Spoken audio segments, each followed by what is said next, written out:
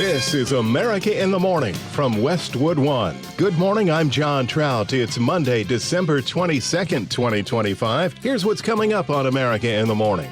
Anger in Congress over the Justice Department missing the Epstein files release deadline. Pam Bondi is breaking the law. I'm Rich Johnson. The United States continues to go after suspected drug smuggling boats near Venezuela.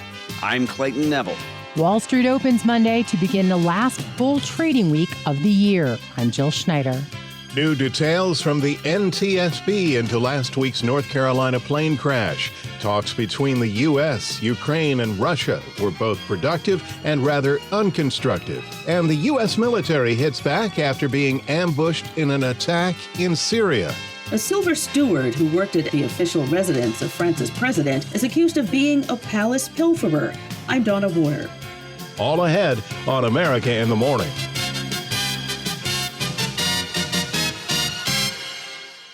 Members of Congress from both parties are again uniting over the Epstein files. This time, the missed deadline for the Justice Department to release every file in accordance with the law passed by Congress and signed by President Trump. Correspondent Rich Johnson reports there's bipartisan support to hold members of the Trump administration accountable. From a Democrat, Pam Bondi is breaking the law. a Republican, My concern is the major documents that we know are out there that haven't been released. and a victim. The U.S. Department of Justice has broken the law blatantly. Outrage over the Justice Department missing the deadline spelled out in the Epstein transparency law to release all of its files by last Friday. Justice did release thousands of items, saying the rest are still being reviewed for redactions. But then 15 items were pulled from the public website over the weekend. The law explicitly bans redactions based on embarrassment or political sensitivity, which led Meet the Press host Kristen Welker to ask Deputy Attorney General Todd Blanche, has anything been redacted on that basis?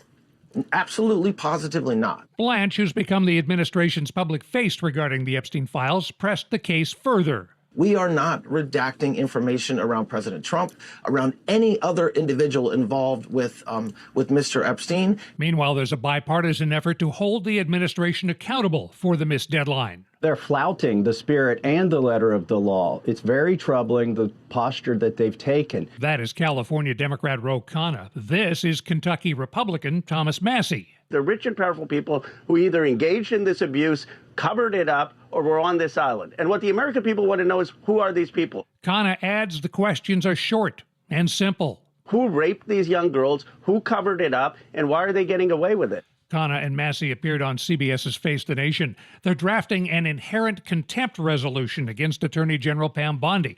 Inherent contempt is a long-standing power allowing the House or Senate to enforce orders directly by arresting, trying, and punishing someone who obstructs its work. Watching all this are the Epstein victims, including Jess Michaels. She tells the UK's Sky News Blanche and Bondi have proved why the victims needed the law in the first place. And that didn't even get us justice. Do you feel betrayed by that? Definitely. And it's not unexpected. I expected the exact same treatment that we have received across 5 administrations to happen, and they fulfilled that expectation. I'm Rich Johnson. The National Transportation Safety Board has begun its investigation into last week's tragic plane crash that killed ex-NASCAR driver Greg Biffle and 6 others. Correspondent Julie Walker reports while a determination could take months, they do have some clues and also many questions. Federal investigators trying to determine why a business jet carrying retired NASCAR driver Greg Biffle, his wife, children, and 3 others crashed shortly after takeoff in Statesville, North Carolina, Thursday. At this point, we have seen some of the videos. We have talked to various witnesses, some of them that are pilots and things like that. We don't have any information to determine if there's something, what emergency might be going on in the aircraft. It did look like the aircraft was configured appropriately for landing, but it was low in the videos also. But we have no other indications of what might have been going on at this time.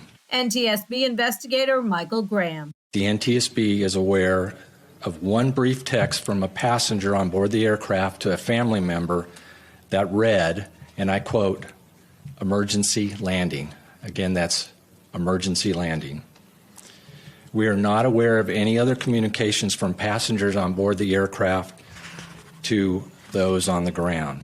They recovered the Cessna's cockpit voice recorder and have witness accounts of the crash. Early indications from multiple sources indicate that the airplane was stable on approach, configured for landing with the landing lights on, but the aircraft was coming in low. That information is consistent with the debris field our team continues to survey. Graham says they're still investigating who was piloting the plane. There were 3 on board. I'm Julie Walker. Stopping more narco-terrorists out of Venezuela when America in the Morning continues after these messages.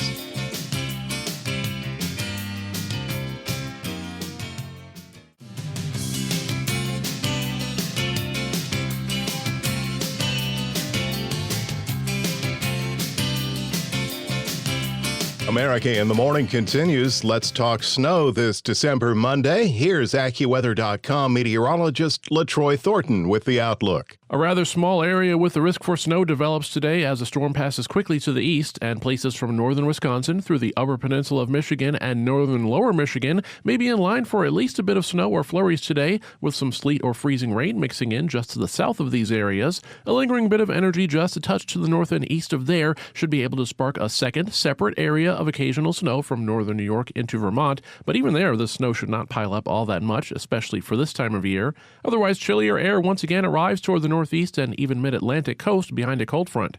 A storm over south-central Canada also grazes northern North Dakota and far northwestern Minnesota with some snow, sleet, and freezing rain, making for less than ideal conditions for any early holiday travel. Much of the rest of the plains and upper Midwest should be dry today, with warm conditions for the plains in particular, but showers can be expected from southern Illinois and the Boot Heel of Missouri, south and west through Mississippi, eastern Arkansas, and much of eastern Texas as warm, moist air advances even farther inland from the Gulf. Some afternoon drizzle may even reach portions of southern Indiana.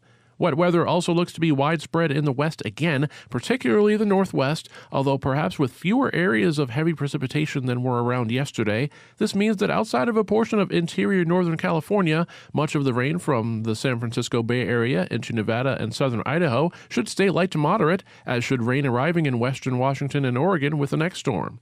In Boise, Idaho, today looks cloudy with some showers, high 51. For El Paso, Texas, look for sunshine and warmth with the high of 76, breaking 1969's record of 73. That's the nation's weather. I'm AccuWeather.com meteorologist LaTroy Thornton. Remember, you can follow us wherever you get your podcasts. Simply search America in the Morning in your favorite listening app. The United States took more action against suspected drug boats and oil tankers off the coast of Venezuela over the weekend. Correspondent Clayton Neville reports the interdiction seems to be having an impact on the amount of drugs entering America. U.S. personnel reportedly boarded and seized a ship off the Venezuelan coast on Saturday as the Trump administration makes good on a promise to crack down on drug smuggling in the Caribbean and on Venezuelan President Nicolas Maduro and other government officials that President Trump believes are linked to drug cartels. We have a regime that's illegitimate, that cooperates with Iran, that cooperates with Hezbollah, that cooperates with narco-trafficking and narco-terrorist organizations. Secretary of State Marco Rubio defends recent seizures and strikes on suspected drug smuggling boats. Every single one of these is justified. We know who's on those boats. We've been tracking them from the very beginning. We know everything about them. The weekend seizure was the second time the U.S. intercepted a vessel near Venezuela this month. The U.S. seized a large oil tanker on December 10th. Senator Ted Cruz told Fox News that the strikes have significantly curbed drug trafficking in the U.S. The narco-terrorists are terrified of fire raining down from the sky, that if they get in the speedboat, it's going to be the last thing they ever do. The boat that was seized over the weekend reportedly was a Panamanian-flagged tanker carrying Venezuelan oil. I'm Clayton Neville. Despite White House Special Envoy Steve Witkoff deeming weekend talks between his Russian and Ukrainian counterparts as being productive, there was no clear breakthrough to end the war launched by Russia against Ukraine. Both sides met in Miami. Land seems to be the biggest factor for both sides. Ukraine says it does not want to give up its territory to Russia in the Donbas region. And the Kremlin says the war cannot end without Ukrainian land concessions. Russia's TASS news news agency called the proposals advanced in Miami as, quote, rather unconstructive. When we return on America in the Morning, Trump narrows his choice for Federal Reserve Chairman to replace Powell after these messages.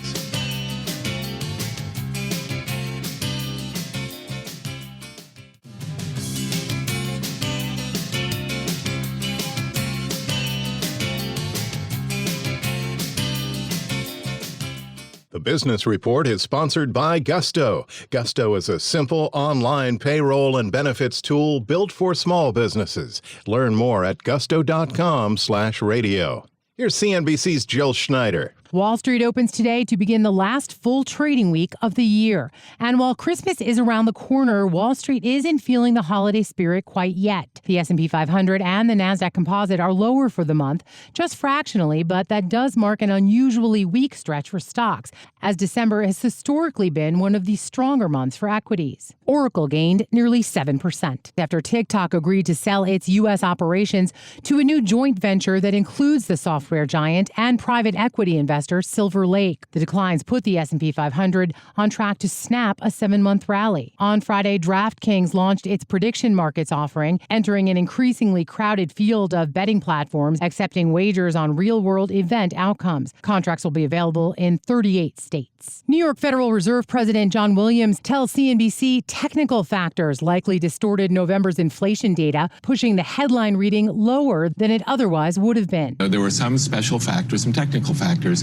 that really are related to the fact that they weren't able to collect data in October and not in the first half of November. And because of that, I think the data were distorted in some of the categories, and that pushed down the CPI reading probably by a tenth or so. It's hard to know. We'll get some, when we get the December data, I think we'll get a better reading of how much that distortion had, how big the effect was. The Consumer Price Index rose at a 2.7% annualized rate last month, according to a delayed report from the Bureau of Labor Statistics. Economists polled by Dow Jones expected the CPI to have risen 3.1%. President Trump has narrowed his list of potential Federal Reserve chairs to 4: Kevin Hassett, Kevin Warsh, Christopher Waller, and BlackRock's Rick Rieder. Apollo Global's Torsten Slok says whoever he chooses, it will be an uphill battle to convince the Fed to cut rates even further. We'll begin to see some fairly meaningful risk that inflation is still going to be elevated. And that's exactly why the FOMC members are so split on this issue.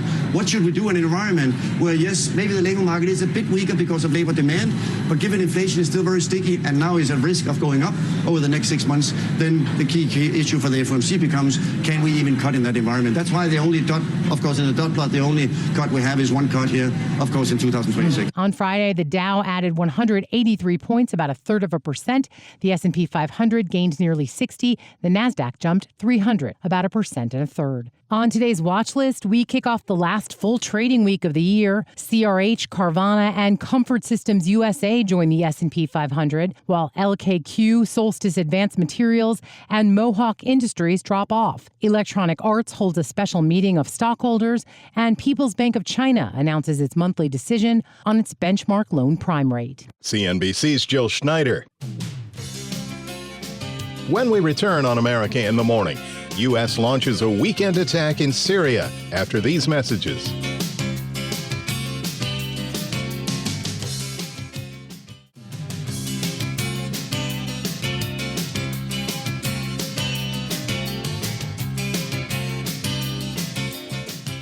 Welcome back. You're with America in the Morning. The U.S. launched an attack in Syria targeting ISIS following an ambush in which U.S. service members were killed. Jennifer King reports. Defense Secretary Pete Hegseth announced an operation in Syria to eliminate ISIS fighters, infrastructure, and weapon sites following a deadly attack in the Syrian desert near Palmyra on December 13th. 2 Iowa National Guard members and a U.S. interpreter were killed, and several others were wounded. In a post on social media, Hegseth said, "This is not the beginning of a war, it is a declaration of vengeance." U.S. officials described it as a large-scale strike that targeted multiple locations across central Syria using F-15s, A-10s, Apache helicopters, F-16s from Jordan, and mobile rocket artillery. Syrian officials say the assailant had been reassigned from his post as a base security guard due to suspicions about his affiliations. He clashed with guards, stormed a meeting, and opened fire before he was killed. Soon after word of the deaths, President Trump pledged retaliation, and on Wednesday he attended the dignified transfer of the 2 fallen Guards members. Jennifer King, Washington. You almost have to wonder why this thief only targeted plates and place settings. Correspondent Donna Warder reports on an employee at the French president's residence accused of stealing thousands of dollars in tableware. A silver steward who worked at Élysée Palace, the official residence of France's president, is accused of being a palace pilferer, allegedly taking up to $55,000 in silverware and other tableware, according to the Paris prosecutor's office. The head steward at the palace reported the disappearance, and the company that supplied most of the items identified them on online auction websites. Officials say the silver steward in question had inventory records that gave the impression he was planning future thefts, and they found some 100 objects in his personal locker, his vehicle, and home, including copper saucepans, porcelain, and a Lalique statuette. Scheduled for trial in 2026 are the silver steward, the manager of a company specializing in online sales, notably tableware, and another man they say received stolen goods. I'm Donna Warder. Serving up America in the Morning for Monday, December 22nd, 2025. Produced by Jeff McKay. I'm John Trout. This is Westwood One. This is America in the Morning from Westwood One. I'm John Trout. Coming up this half hour. As Christmas week arrives in America, concerns linger surrounding health care. Affordability is number one. I'm Clayton Neville. Power outages and shaking ground. The San Francisco Bay Area has been busy the last few days. I'm Katie Clark with details. President Trump announced 9 drug makers have agreed to lower the cost of their prescription drugs. Ed Donahue, Washington. The Los Angeles Angels settled a lawsuit over the drug overdose death of pitcher Tyler Skaggs. I'm Geffen Coolbaugh. NORAD is getting ready to start tracking Santa's whereabouts on Christmas Eve. I'm Julie Walker. What were the biggest cinematic busts in 2025? I'm Kevin Carr. Back after these messages.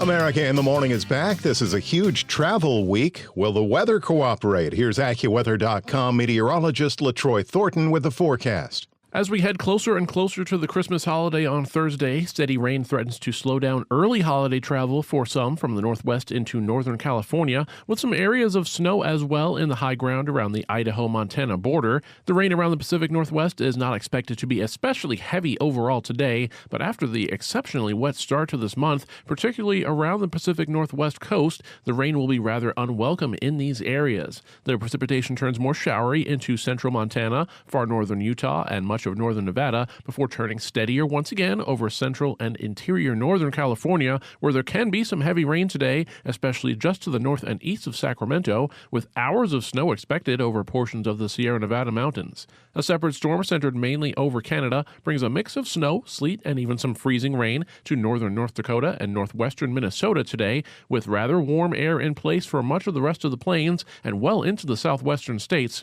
Farther to the east, another storm over the Great Lakes pushes toward the interior northeast by late today and into tonight, with snow extending from northern and central Wisconsin and much of Michigan toward far western New York by day's end. Some sleet or freezing rain may mix in from southern Wisconsin to northwestern Pennsylvania.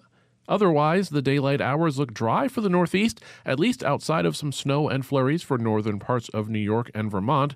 It does look dry through much of the Mid-Atlantic as well, but there can be some showers around from southeast Texas to western Alabama and northward to western Tennessee and Kentucky, as well as southern Illinois, areas of afternoon drizzle developing in central and southern Indiana. That's the weather across America. I'm AccuWeather.com meteorologist LaTroy Thornton.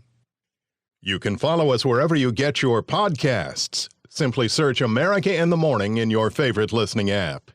Lawmakers are home for the holidays after not voting to extend Affordable Care Act subsidies before the Christmas break. Correspondent Clayton Neville reports the fight over health care is far from over. Lawmakers on both sides of the aisle now working on a potential deal that could extend Obamacare tax credits. Republican Congressman Brian Fitzpatrick joined Democrats to have a vote on an extension of the ACA subsidies.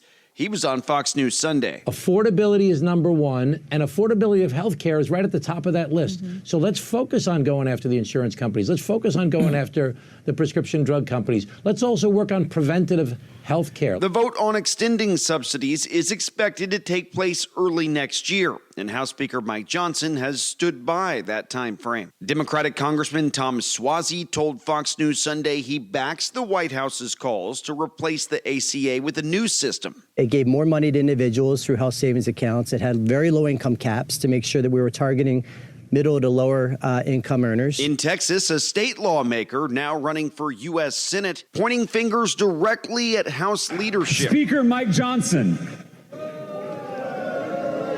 Speaker Mike Johnson, who says his entire worldview comes from the Bible, is literally about to kick 2 million Texans off their health care right before Christmas.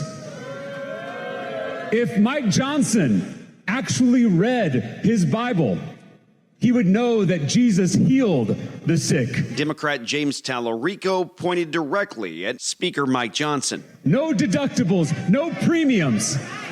These Christian nationalists say they want a Christian nation until it comes to providing health care for the sick, until it comes to acting like Jesus. Well, lawmakers are expected to continue talks during the 2-week holiday break. Alternative health care measures aren't expected to sit well with some Republican leaders. Concerns, meanwhile, are growing. With the expiring subsidies, it's estimated that more than 4 million people could go without health care coverage. I'm Clayton Neville. The Turning Point USA conference went on, of course, without Charlie Kirk, but the summit had a number of well-known conservatives leading the way, including Vice President J.D. Vance and Erica Kirk, who hosted the proceedings. Correspondent Jennifer King reports that amid controversy, which included feuds among some of the speakers, young conservatives were concerned for the future, while women who attended the event seemed to find a new home with Erica Kirk at the helm. In Phoenix, Turning Point USA is holding their America Fest conference, and the conservative youth organization has seen a massive surge in interest since the assassination of founder Charlie Kirk. This was his Super Bowl. Young conservative women tell the AP they're emboldened to become more active in the movement, with Kirk's widow, Erica Kirk, at the helm. She's definitely the biggest female conservative role model for me right now. She's beautiful, she's smart, she's so reverent and humble, and I think exactly the kind of leader that most young conservative women want to be. Attendee Camden Glover is a freshman at Indiana University. She was never afraid to be in touch with her feminine side. On Thursday night, Erica Kirk expressed her support for Vice President J.D. Vance. We are going to get my husband's friend, J.D. Vance, elected for 48. But battles over the future of the conservative movement quickly erupted on stage, with Ben Shapiro attacking Candace Owen, Steve Bannon, and Tucker Carlson. We see each other at conferences and we talk on the phone and all the rest. We're business colleagues. But even if it were true that other public figures were our best friends, our very best friends, that does not relieve us of our duty to speak out of principle and not to cover up evil or shy away from addressing it out of friendship. The competing visions threatened to eclipse Kirk's unifying legacy. When he was assassinated, we saw infighting, we've seen fractures, we've seen bridges being burned that shouldn't be burnt. We saw a lot on full display. So you may not agree with everyone on this stage this weekend, and that's okay. Welcome to America. I'm Jennifer King. Most of San Francisco was left in the dark over the weekend following a massive power outage that started on Saturday. Katie Clark reports the blackout also left many driverless cars stalled and blocking city streets, with traffic lights and trains also not working. About 1/4 of the city of San Francisco lost power over the weekend due to a fire at a Pacific Gas and Electric substation. It was shut down for the safety of the fire crews. Mariano Elias, the San Francisco Fire Department Public Information Officer, talking on KNTV San Francisco. And what we're doing now is we're working with PG&E to remove all the smoke and carbon monoxide to allow PG&E employees to go in there and remove some of the items that need to be replaced. On a very busy holiday shopping weekend, shopping centers like Union Square were dark and many restaurants were closed. One restaurant with power got a lot more business. John Constant Jr., co-owner of John's Grill, talks about the increase in customers into his restaurant. As soon as all the electricity went down, we got so many phone calls immediately. Do you guys have power? Can we come? And it was just like a horde of people. The power outage made things more complicated for the self-driving taxi service Waymo. The cars run without human drivers. The Waymo cars were stopped in the streets, sometimes even blocking intersections, causing huge delays for holiday shoppers. San Ramon, about 30 miles east of San Francisco, had an earthquake swarm, about 12 quakes ranging in magnitude from 1.9 to 3.9. Last month, a swarm of 90 quakes occurred in the same area. I'm Katie Clark. When we return on America in the Morning, Trump's plan to lower drug prices. But are insurance companies on board? After these messages.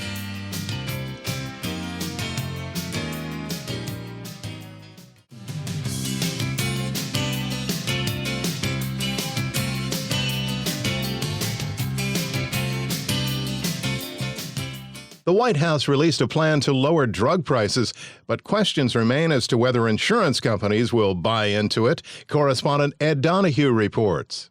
President Trump announced 9 drug makers have agreed to lower the cost of their prescription drugs. This is the biggest thing having to do with drugs in the history of the purchase of drugs. The companies, including Bristol-Myers Squibb, Merck, and Novartis, agreed to offer all of their flagship drugs at heavily discounted, most favored nation prices. In other words, whatever the drug sells for in the world, whatever the lowest number is, if it's Germany, if it's in UK, anywhere, we will match that price. Patients in Medicaid already pay a nominal amount to fill their prescriptions, but lower prices could help people with no insurance.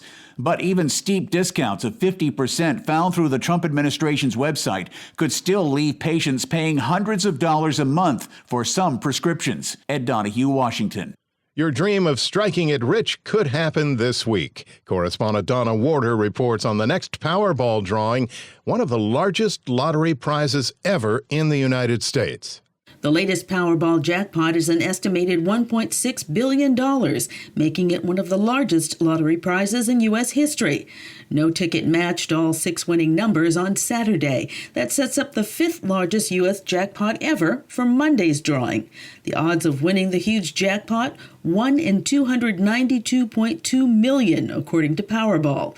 A winning ticket holder could either receive a lump sum payment of about $735.3 million or an annuitized prize of about $1.6 billion, both before taxes. I'm Donna Warder. There was chaos at Atlanta's airport Sunday after a man shot himself inside the terminal. When police responded to the Atlanta Hartsfield-Jackson International Airport, they found a man identified as Douglas E. Smith near the pre-security baggage area in the South Terminal, shot in his upper torso. The 59-year-old is also a convicted felon and prohibited from possessing firearms. Smith was taken into custody and brought to an area hospital with charges against him pending. Airport operations were not affected. A Major League Baseball team has settled a lawsuit with the family of late pitcher Tyler Skaggs over his fatal drug overdose. Correspondent Gethin Coolbaugh explains. The Los Angeles Angels settled a lawsuit over the drug overdose death of pitcher Tyler Skaggs. The decision to settle was reached Friday while jurors were deliberating after a 2-month civil trial in Southern California over whether the Angels should be held responsible for Skaggs' 2019 death. Attorney Rusty Hardin. So I think the focus should be on the Angels more than Major League Baseball, but Major League Baseball should, and I suspect will, send a message out. You guys can't let this happen. Authorities say Skaggs snorted a fentanyl-laced pill provided by the team's communications director, Eric Kay. Skaggs' relatives filed a lawsuit alleging the MLB team knew or should have known Kay was a drug addict and dealing painkillers to players. The team said officials did not know Skaggs was taking drugs and would have sought him help if they did. I'm Gethin Coolbaugh. There's a big merger happening in the AI world, and it involves President Trump. Chuck Palm has the story in his segment, The New Old Tech Guy. The Trump Media and Technology Group, the company behind Truth Social platform, has announced an all-stock merger with TAE Technologies, a California-based pioneer in nuclear fusion power. The deal values the combined company at more than $6 billion, with shareholders from each side owning roughly 50% of the new entity. It's not set to close until mid-2026, pending approvals. TAE Technologies, founded back in 1998, has been chasing commercial fusion energy for more than 25 years. Using a proprietary beam-driven field-reversed configuration, it combines superheated plasma, forcing light atoms together under extreme heat to release massive energy without the long-term radioactive waste. The current version of their machine, called Norm, has shown strong results, and they've raised over $1.3 billion from heavy hitters like Google and Chevron. The explosion of AI data centers is driving huge demand for reliable, clean electricity, and fusion could be a game changer. Limitless power with no meltdown risk. Detractors are concerned about Trump's involvement with potential conflicts of interest, but this merger could accelerate the timeline for high-growth, clean nuclear energy. For more in-depth coverage of this story and more, visit thenewoldtechguy.com. I'm Chuck Palm. There's a bunch to cover in Monday Sports, and with that, here's America in the Morning's Robert Workman.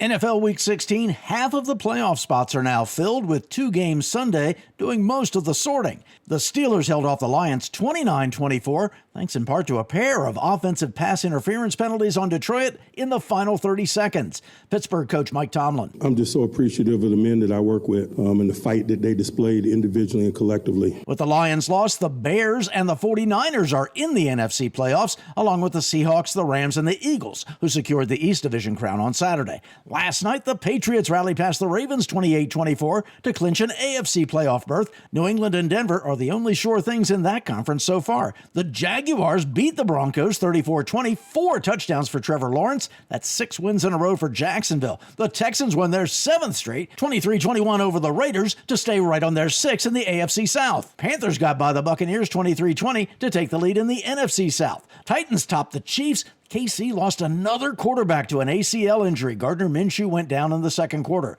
Wins for the Saints, Vikings, Bengals, and Falcons. NBA Sunday, the Bulls outran the Hawks 152-150. 9 Chicago players scored in double figures. 47 for Jalen Brunson as the Knicks iced the Heat. Spurs took their 6th straight, waxing the Wizards. NHL, the Avalanche whipped the Wild 5-1. Nathan MacKinnon scored twice to hit 30 goals for the season. The loss ended Minnesota's 7-game winning streak, while league-leading Colorado has won 5 in a row. Sabres down the Devils for their 6th straight win. That's Monday Sports. When we return on America in the Morning, you know the box office successes of the year, films that made the other list, after these messages.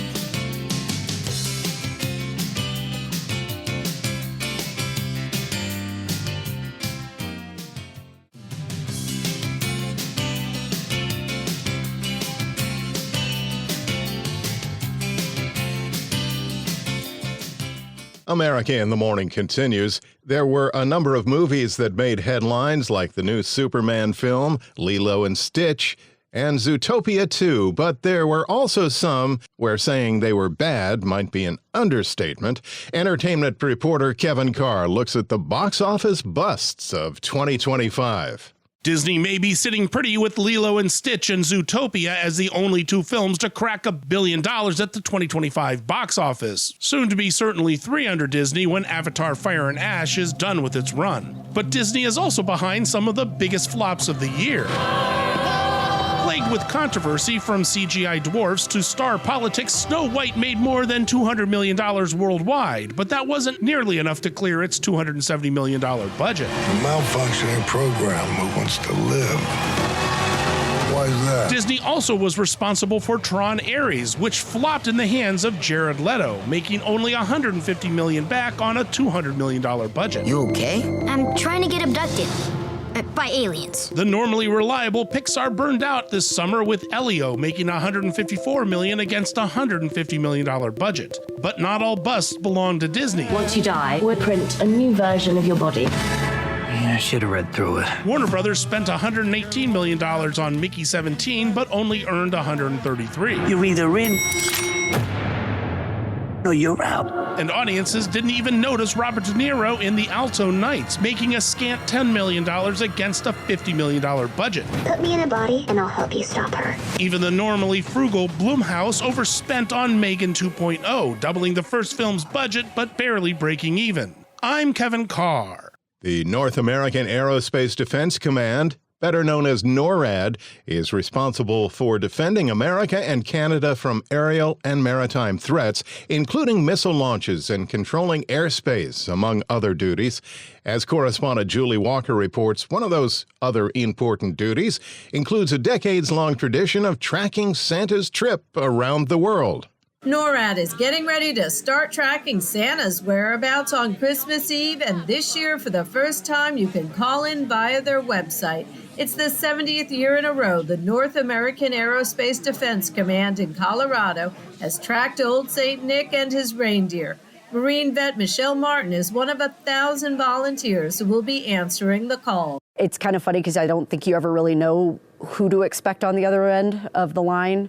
Like I said, sometimes it could be a British pub and everybody's going wild and there's like dozens of people in the background cracking up and having fun and asking us silly questions, and then all the way to a child maybe in the hospital with their parent wondering if Santa's still going to stop by because they're in a hospital with their parents.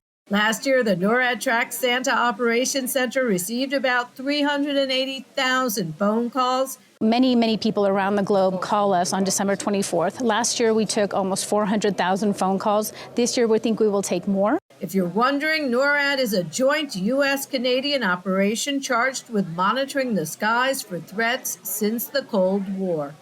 I'm Julie Walker. That's our show for today, Monday, December 22nd, 2025. America in the Morning is produced by Jeff McKay. I'm John Trout. This is Westwood One.